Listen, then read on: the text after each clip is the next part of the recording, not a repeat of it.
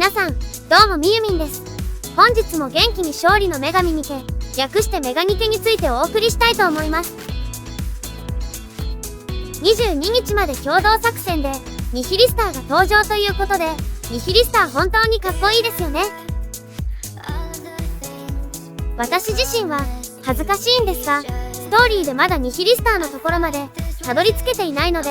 この共同作戦が初見です。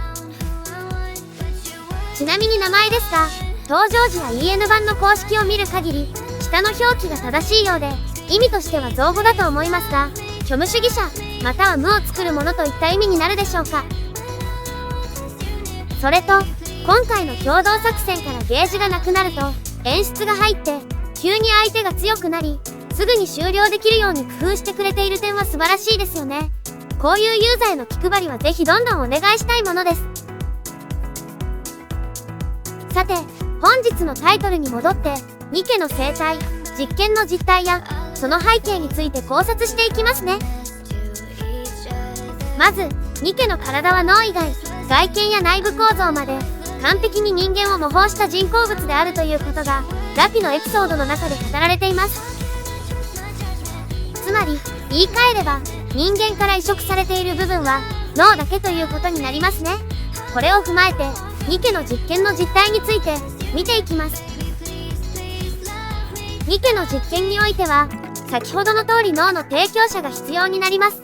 一次募集は、ただ実験体を募集していただけですが、二次募集になると、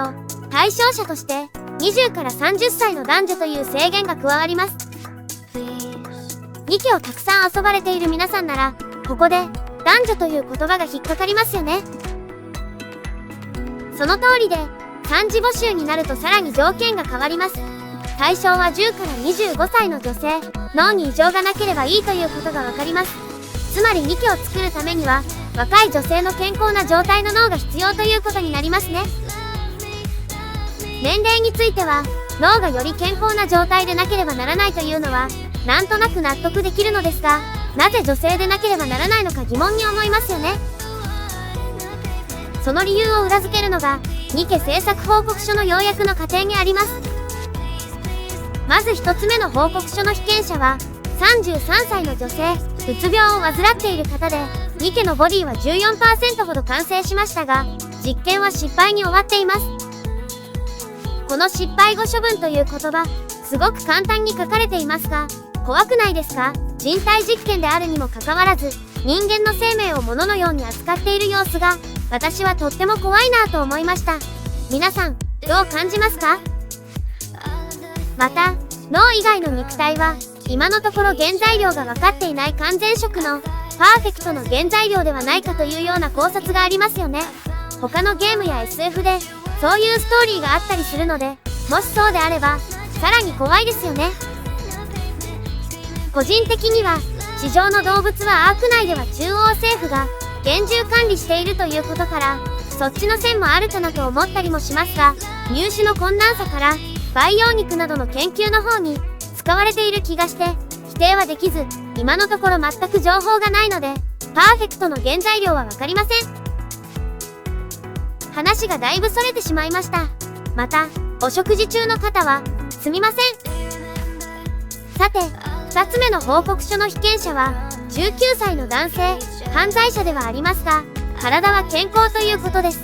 実験としては、失敗し処分されるわけですが、前の報告書と違い、ボディ自体はどうやら完成したようですね。で、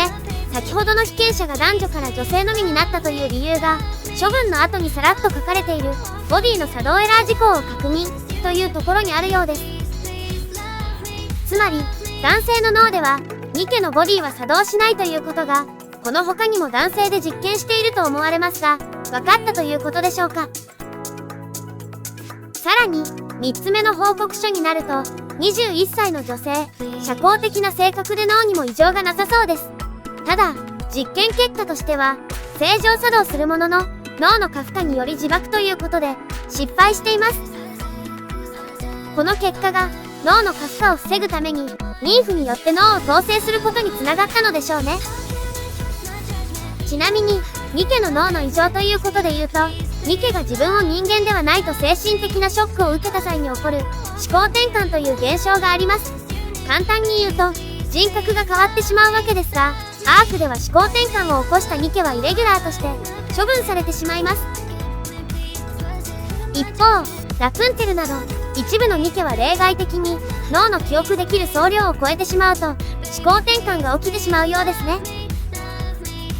他にニケの実験について具体的に様子がわかるものにニケ実験反対のプラカードがあります。実験に参加した人間のうち 67.7% は死亡してしまう。成功したとしても残り 32.3% のうち半数の 16% 程度は量産型のニケになる。また、成功した場合でも 99.7% のニケが記憶喪失や錯乱状態などの副作用を起こす。ということで、ニケの実験の悲惨さがわかりますよね。もし皆さんがニケになる全ての条件をクリアしていたとして、この実情を知っていたら、人類の危機的状況でどうされますか？私は、多分怖すぎてきっと逃げ出してしまうと思います。ここまでを簡単にまとめると、まず10から25歳の若い女性であること、そして脳に異常がないことが、ニケ生息の必須条件と言えるかなと思います。そして、被験体の 67.7% は死亡、残り 32.3% のうち半数の 16% は量産型のニケに、また、成功した場合でも 99.7% のニケが副作用を起こします。あと、ニケの生態について、先ほども出てきましたが、脳以外は人工物で構成されています。また、体内のコアは自家発電形式で動力源になっていて、半永久的に使用することができます。つまり、本来人間と同じように食事を摂取する必要もありません。ですが、人間と違うと認識してしまうことで、精神的な不安定が起きてしまうため、症状はニケごとに異なるようですが、例えば体臭が発生しないニケも、人間と同じようにシャワーを浴びて、自分が人間と同じであると、精神を保っているということのようです。場合によっては、思考転換のトリガーになってしまうかもしれませんね。同じように、初期のニケたちの触媒、人間でいうところの血液は緑色でした。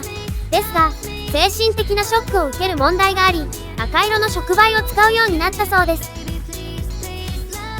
その他には、体内に埋め込まれるカメラやミサイル、ブースターなどがあったそうですが、これも精神的な理由から採用されなくなったため、今のニケたちは銃器を手に持ち、戦っているということが分かりました。他にもモダニアの体の構成からわかるお話や、いろいろお伝えしたいことがいっぱいありますが、本日はここまでにしたいと思います。この動画面白いと思っていただけたら、チャンネルのご登録、高評価よろしくお願いします。ご視聴ありがとうございました。またね。